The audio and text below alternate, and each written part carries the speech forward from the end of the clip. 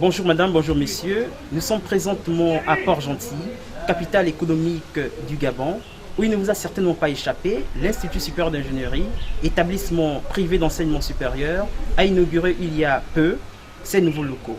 Nous sommes précisément sur le site qui abritera les ateliers du dit institut et je vais donc m'introduire dans quelques minutes de manière tout à fait subreptice pour surprendre un enseignant en face de ses étudiants. Et pour cela, puisqu'il s'agit des travaux pratiques, il s'agit donc pour nous d'avoir un certain niveau de sécurité. Et pour ce faire, je vais donc mettre mon casque de sécurité et mes lunettes de protection et donc m'introduire de manière subreptice dans la salle d'enseignement.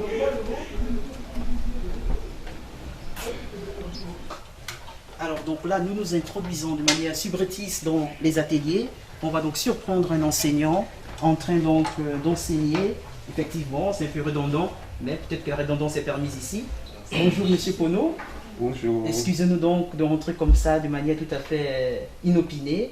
Alors, qu'est-ce que vous êtes en train de faire? On voit des dispositifs particulièrement impressionnants, donc de l'Institut supérieur d'ingénierie, que nous saluons au passage. Qu'est-ce que vous êtes en train de faire dans ce décor tout à fait particulier? Alors ici, nous sommes au niveau de notre installation sur la partie stockage et expédition.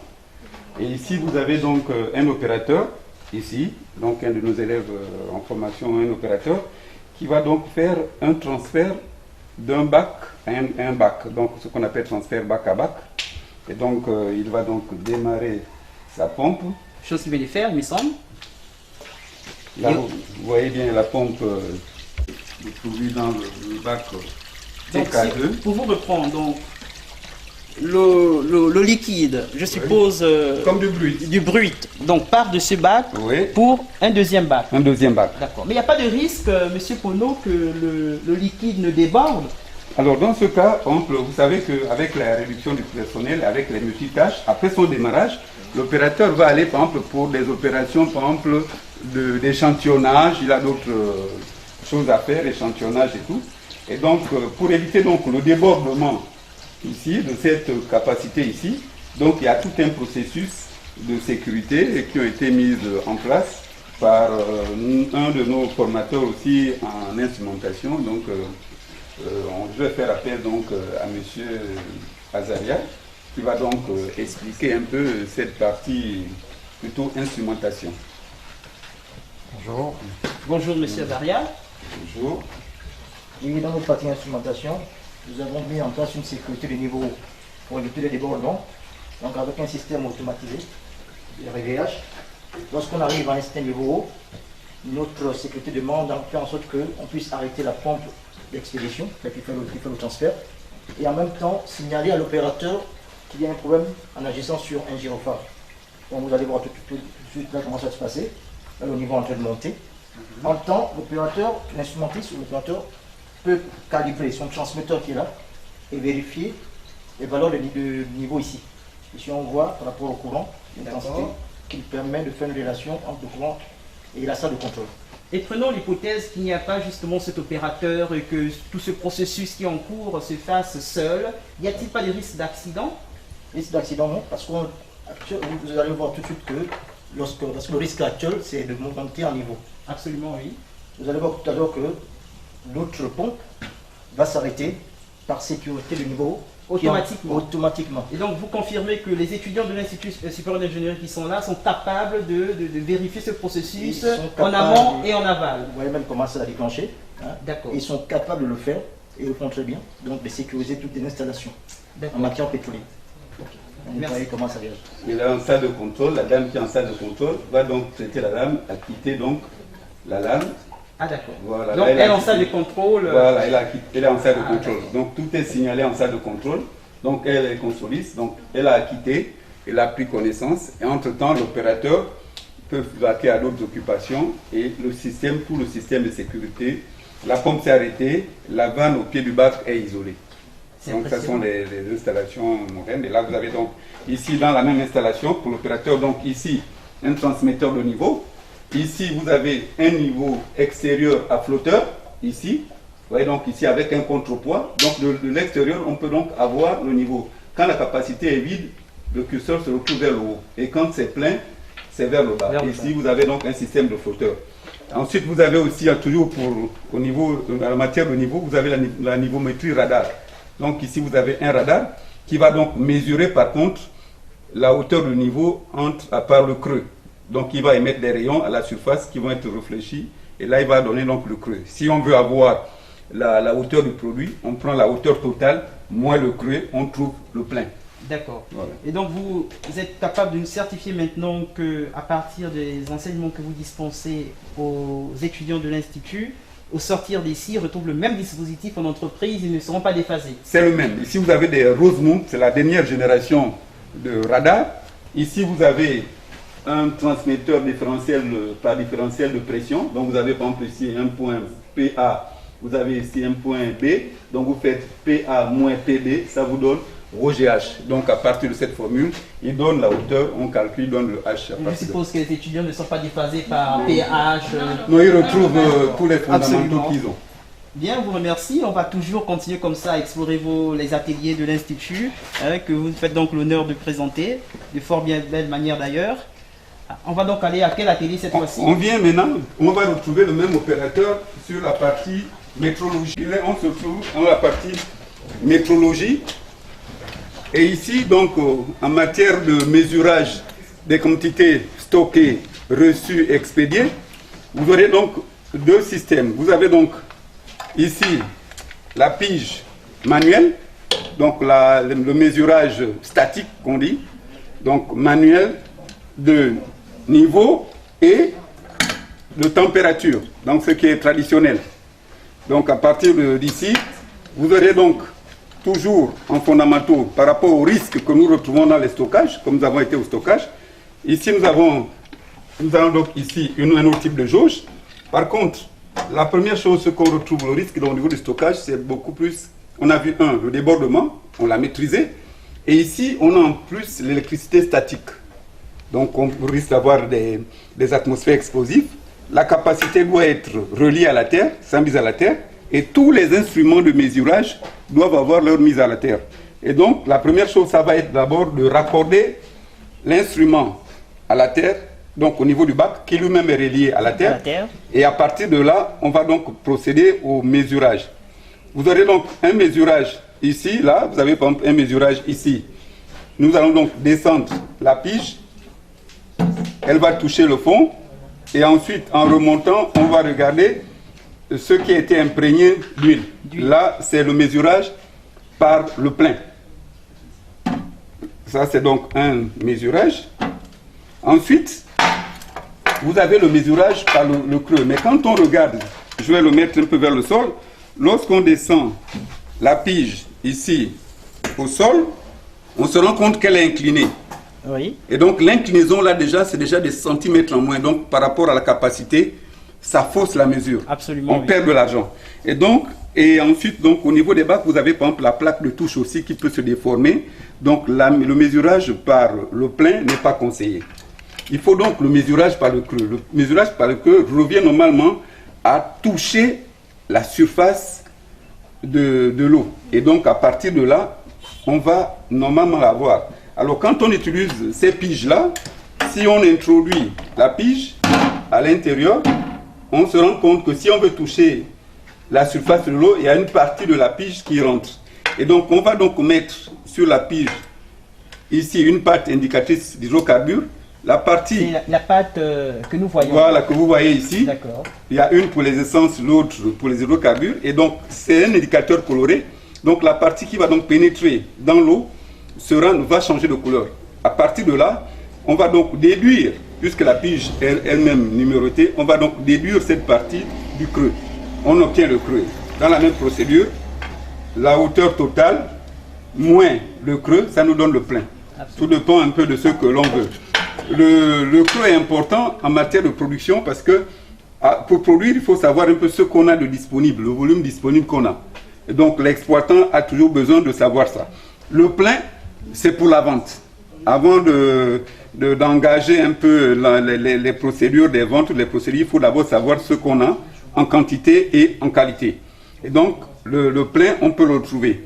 La dernière génération que notre élève a ici, c'est un peu ce type de jaugeur, qui est triple fonction, qui va nous prendre donc va nous mesurer normalement le creux, l'interface, vous avez vu Là, toujours. je vois que la prise au sol, la prise Il de met terre, toujours la mise à la terre. Sécurité. Si vous vous retrouvez dans un stockage, on vous donne du matériel qui n'a pas de mise à la terre, c'est pas intéressant. Et donc, à partir de là, cet appareil ici, il va normalement, ici, nous indiquer, ici, vous voyez, oui, la température. Donc, on peut avoir la c'est la température ambiante. ambiante, la température ambiante. Et donc, à partir de là, on pourra donc mesurer la température.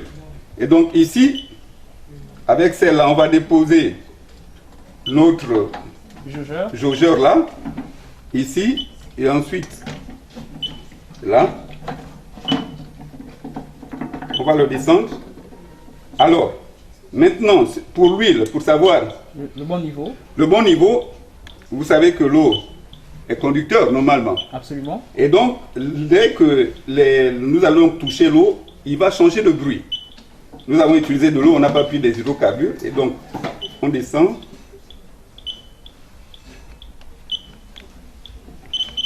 Vous avez vu le changement de bruit? Absolument. Là, on sait qu'on a touché déjà de la surface.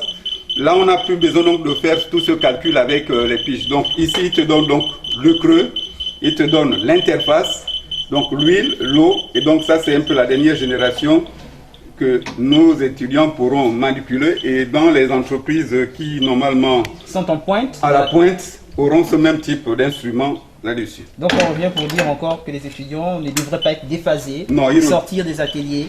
Voilà, ils retrouvent les derniers matériaux, les dernières générations et les pratiques normalement. Ils lient normalement la connaissance un peu, l'expérience et la théorie normalement. Absolument. Ben, c'est très bien. On va donc, sous votre contrôle et l'aimable présence de vos étudiants, continuer donc à visiter les différents modules et ateliers. Et donc, nous revenons toujours au niveau du site, notre site ici, Miniaturisé, hein? miniaturisé, mais avec le matériel réel. Ce que vous avez de miniature, ce sont les capacités. Ici, la capacité, elle est réduite. Mais tout le matériel que vous avez ici, c'est celui que nous retrouvons sur un site. Ainsi. Voilà, ici vous avez donc cette maquette ici, c'est la partie régulation pression avec un indicateur, un transmetteur de pression ici avec afficheur. Et ici pour l'opérateur extérieur, il a son fameux manomètre ici, le manomètre, le boulon que vous avez ici. Et là, au niveau là vous avez une vanne de régulation ici, vous avez ici, là, un IP ici, donc, et ici vous avez un delta P, un détendeur d'air, parce que là, au niveau de la régulation, il faut bien détendre l'air. Nous avons le compresseur qui est à 7 bars, il faut donc détendre normalement ici à 15 PSI. Donc ici, nous avons donc, la deuxième maquette ici, c'est plutôt celle de débit. Ici, vous avez un transmetteur de débit avec afficheur ici, et ici vous avez une colonne toujours aussi de débit, et ici on peut avoir aussi la colonne ici de débit ici. Voilà, ici aussi vous avez un rotamètre là, toujours donc 3 appareils pour le débit. Local, il retransmet en salle de contrôle, et cette dernière génération, avec ces deux, il y a un afficheur, donc l'opérateur peut voir, vérifier, comparer ce qu'il a ici avec ce qui est affiché ici. Et donc ici, donc, nous allons démarrer normalement notre manipulation. D'accord. Et ici, donc, vous avez donc... Oui, on constate que les aiguilles changent quand même, hein? Voilà, les aiguilles changent. Donc ici, vous avez donc le mano qui indique, et vous avez l'afficheur. Là, on peut donc lire les pressions. Et donc, que fait maintenant l'opérateur, je suppose? L'opérateur va donc procéder à la prise des paramètres. Donc, il va donc regarder normalement la pression qu'on a. C'est des paramètres très importants. Par exemple, la pression au niveau du réservoir, la pression qu'on retrouve au niveau de la tête de puits, pour voir un peu exactement comment se comporte le réservoir ou le puits. Est-ce qu'on monte en surpression ou le reste? Donc ça, c'est déjà, donc il a la prise de paramètres ici, comme nous avons eu la prise de paramètres des mesures, normalement des quantités qu'on a stockées, il les prend, et il a aussi la prise de paramètres des températures. Tous ces éléments vont être donc retransmis en salle de contrôle. Et la salle de contrôle se trouve de ce côté. Voilà, là nous arrivons donc à la salle de contrôle ici, là. Alors là je suis en salle de contrôle, les contraintes du casque Ne sont plus voilà. requises. Alors, nous étions avec l'opérateur sous la chaleur, ici on est à la clim ici. Et donc pour la même formation, celui-là se retrouve déjà consoliste. Donc voici le consoliste ici. Et donc ici, il a donc son régulateur et il a un indicateur aussi qu'il a ici. D'accord. Et donc là, il va donc procéder normalement à manœuvrer sa vanne normalement depuis l'extérieur. Là, il peut donc manœuvrer la vanne ici. Le curseur bouge. Absolument. Voilà, il bouge ici. Donc la vanne s'ouvre et se referme. Et donc là, il fait de la conduite à distance. Voilà, donc celui-là, là, vous avez donc un consoliste. Et là, il est en train de conduire une installation réelle ici. Et normalement, là, on aura aussi donc tous les indicateurs qui vont bouger, donc retransmis normalement en salle de contrôle. Donc ici, vous êtes donc ici dans la partie régulation et donc instrumentation, régulation, automatisme ici, cette partie. Et les élèves d'ici, normalement, seront normalement à l'aise. Oui, parce on le voit effectivement. Monsieur ne va pas nous en démentir. Non, ça va. Bien. Donc, on va aller certainement vers d'autres ateliers. Ouais. Nous avons donc un certain nombre de maquettes ici, voilà, un peu par rapport au catalogue. Ici, par exemple, la vanne de régulation, vous l'avez ici en coupe. Et ici, vous avez les différents obturateurs, ici, qu'on a ici. Ici, vous avez un détendeur et avec tous les différents éléments qu'on retrouve dans un détendeur en coupe. Ici, vous avez un manomètre, là, celui-là, il est électronique. Et ici, là, voici le fameux manomètre de bourdon. Ici, vous voyez comment il fonctionne normalement. Donc, quand on l'étudie, ici, on a un. Ici, ils sauront un peu comment est constitué le manomètre. Voilà le manomètre de bourdon, comment il fonctionne, tous ces internes. Ici, il y a aussi encore aussi un autre, mais là, c'est un delta P. Voilà, un delta P, un manomètre différentiel.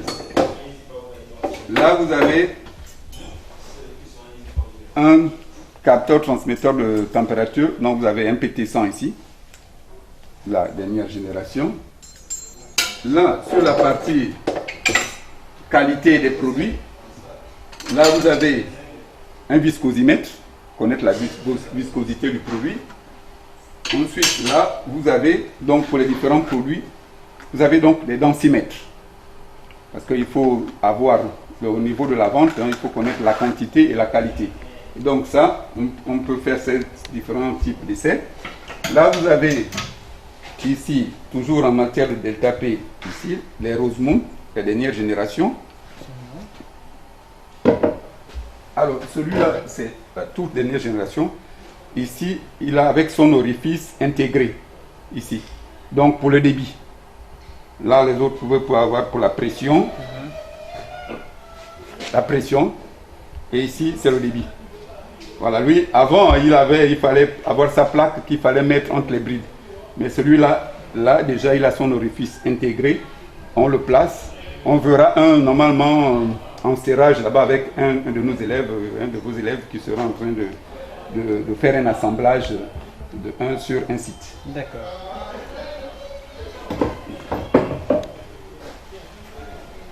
Bon. Alors, là, nous rentrons dans la salle méca process, donc mécanique et process. Il processe. Voilà. Et là, tout de suite, on voit un étudiant qui est bien affairé. Hein? Oui, et donc cet étudiant-là est en train de procéder à un assemblage. Donc, le transmetteur de débit que nous avons vu, le tapé là, donc avec son orifice intégré, absolument. Là, il a intégré. Il ne restera plus qu'à mettre normalement la partie électronique ici que nous avons vu. Là, c'est déjà le corps ici. Il a intégré entre deux brides, donc il a fait un assemblage. D'accord. Et là, je vous laisse donc à la disposition des élèves qui vont continuer à vous présenter les différents modules que nous avons ici. Donc, en commençant d'abord par la partie machine tournante et donc pompe centrifuge. Oui, et ce sera également l'occasion de vérifier si effectivement ils ont les nerfs solides Alors, donc là, qu'est-ce que nous sommes en train de faire, chers étudiants?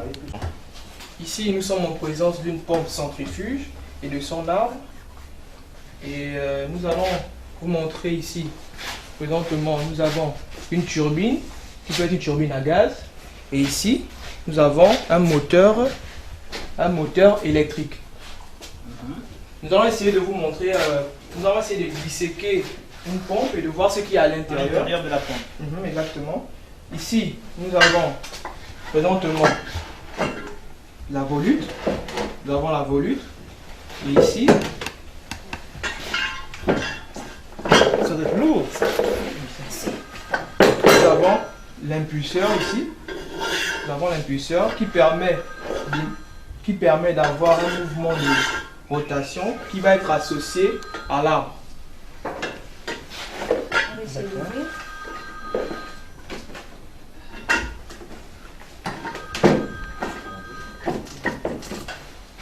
Ici, nous remarquons qu'il y a ici le rotor, qui est la partie stable. Et ici, à l'intérieur du moteur électrique, nous avons le stator. Donc le stator, lui, il tourne et le rotor, il est fixe. Non, Non, le rotor lui tourne et le stator, stator, c'est Ah, le l'élément stator, fixe. il est fixe, lui. lui, il Ah, est d'accord. élément fixe. Donc stator, statique, rotor, rotation. Rotation, mouvement de Nous sommes rotation, exactement. Donc, voilà un peu comment est constitué notre moteur et notre pompe, cette pompe centrifuge. D'accord. Nous avons aussi différents éléments ici. Différents éléments à essayer de montrer. Par exemple, ici, nous avons le moteur, nous avons la pompe.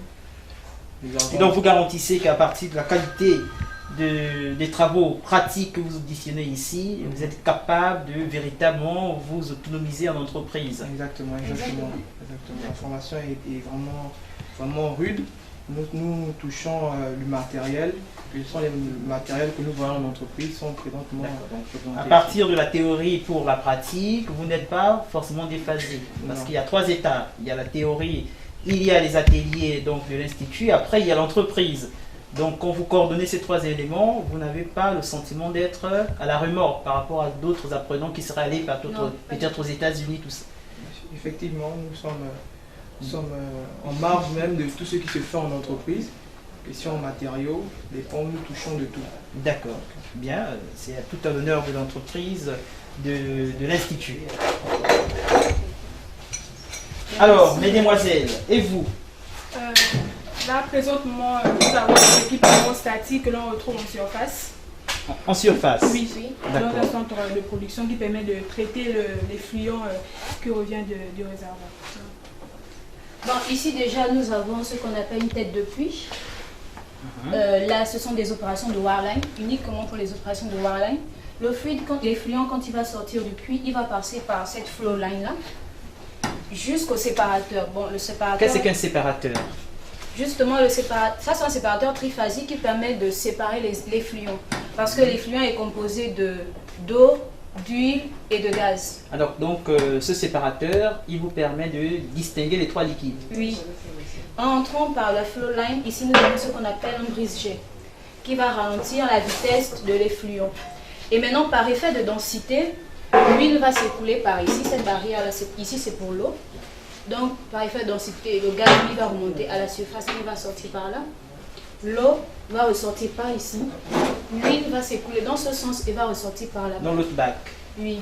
Bon, maintenant, si l'effluent, l'huile est trop visqueux, à ce niveau, on peut essayer de mettre un réchauffeur pour permettre au fil de s'écouler normalement. Absolument, oui.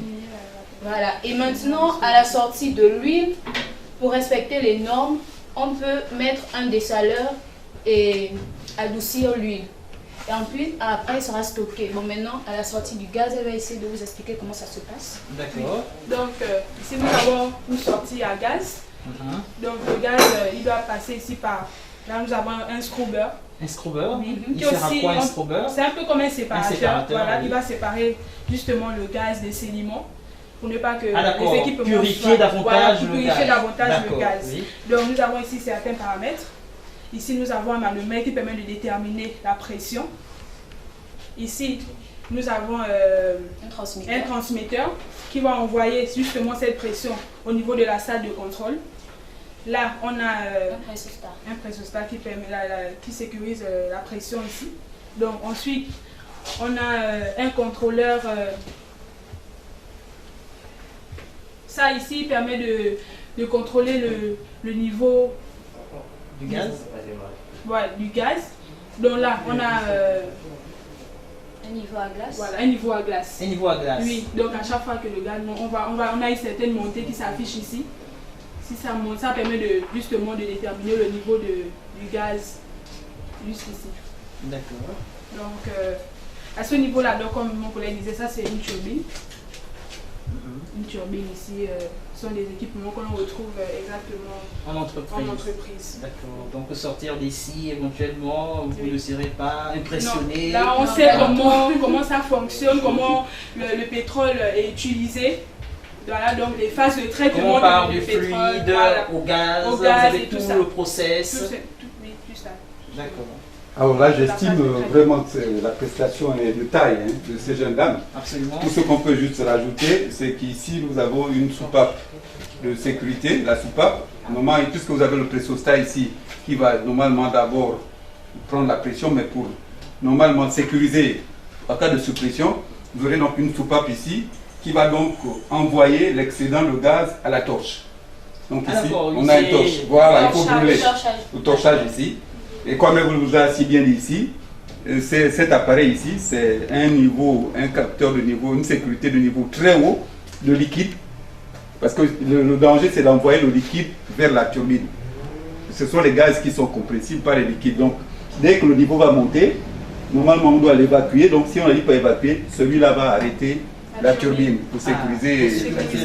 Voilà. Mais sinon, c'est exactement l'exposition. Même dispositif que l'on- Oui, oui, elles ont été claires là-dessus. Elles ont... Ah oui, La formation est de taille normalement. bien.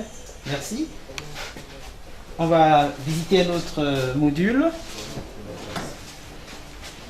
Eh bien, là, sur la partie toujours de tout ce qui est normalement transmission de température, hein. Donc les jeunes dames vont vous parler un peu des échangeurs thermiques. Ah d'accord. Alors, mesdemoiselles, les échangeurs thermiques, à quoi servent-ils? Bon, un échangeur, déjà, c'est un organe qui permet l'échange de chaleur d'un coup d'air. Bon, ici, nous avons ce qu'on appelle un échangeur tubulaire qui a été démonté. Ça, ce sont des tubes montés en faisceau. Et ici, c'est le calandre. Donc, ces faisceaux-là vont être emboîtés dans le calandre pour donner ça. Ah d'accord. Donc ceci est l'addition de ça et ça. Oui, en fait, ça, c'est déjà Démonté. Ça, c'est démonté. Et ça a été monté. D'accord. Bon, maintenant, le passage du fluide. Dans le calandre, le fluide, lui, lorsqu'il arrive, va passer par là. L'idéal serait que ce soit en consens pour permettre un meilleur échange. Le fluide dans le calandre va entrer par là et va sortir par ici. D'accord. Donc nous sommes certainement là. Mhm. Oui. Il rentre par là-bas et il sort ici. Maintenant, dans les faisceaux, ça va rentrer ici et ça va sortir à l'intérieur. Ah d'accord. Dans cette espèce de bac là. Oui. D'accord. Bien. On vous remercie encore une fois. Hein, tout à fait impressionné par la qualité et la technicité des enseignements. Hein, le côté pratique est à relever. Bien, on vous remercie. Merci à vous. Et je pense que dans cette salle process, nous avons terminé donc avec les élèves ici sur la présentation de cette partie. Ça, c'est le procédé raffinage. Donc ici, vous avez donc un module avec une colonne de distillation atmosphérique. Et donc les paramètres les plus importants ici que nous allons prendre en compte, ça va être d'abord la première chose ici, c'est la spécification du produit qui arrive. Donc le produit qui a été traité là-bas, comme la dame vous a si bien dit, en fonction d'un certain nombre de spécifications, on va donc prendre en compte les spécifications de ces produits. Ensuite, le raffineur va encore essayer, même si là-bas ils ont fait un effort à 40-60 mg de sel, ici il va le mettre à 6 mg. Donc on aura un dessalage. Après le dessalage, nous passons par une préchauffe. Donc c'est la partie échangeur thermique. On aura besoin de gains de calories ici. Après nous passons, donc on peut se retrouver à peu près rien qu'avec ces échangeurs même à 250 degrés. Le brut peut être déjà à 250 degrés. Après nous rentrons dans un four ici. Et dans ce four ici, vous avez la cheminée ici. ici, nous allons donc chauffer le but à peu près à 380 degrés.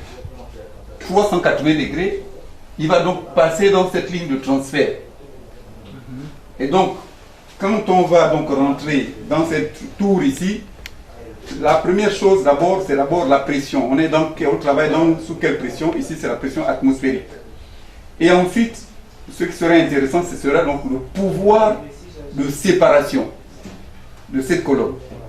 Et donc, le pouvoir de séparation, vous aurez donc les vapeurs qui vont monter et les liquides qui vont tomber. Et donc, à chaque étage, vous avez ce qu'on appelle des plateaux. Donc, chaque produit va donc se retrouver à différents plateaux normalement. Et donc, ici, là, vous aurez donc le gazole, vous aurez le kérosène ici. Alors, la partie kérosène, ce qu'on a dû rajouter ici, c'est que ce kérosène ici va rentrer dans cette petite colonne qu'on appelle un stripper. Le stripper ici, donc on va injecter de la vapeur pour encore renvoyer tout ce qui est léger pour remonter au niveau de la colonne. L'essence va être récupérée à ce niveau. Et en tête, nous aurons donc maintenant les gaz, donc LPG, qui vont venir ici. Là, vous avez un aéro-réfrigérant. Donc, vous aurez donc des pales qui vont tourner, un peu comme la réfrigération dans les voitures. Hein. Ah, d'accord. Voilà, donc on va réfrigérer et on va donc recondenser. Donc, puisqu'on sort sous forme vapeur, vous allez donc descendre pour pouvoir avoir du butane. Donc, le butane ici, que nous utilisons, va être sous une phase liquide et vapeur. Quand vous secouez la bouteille, absolument.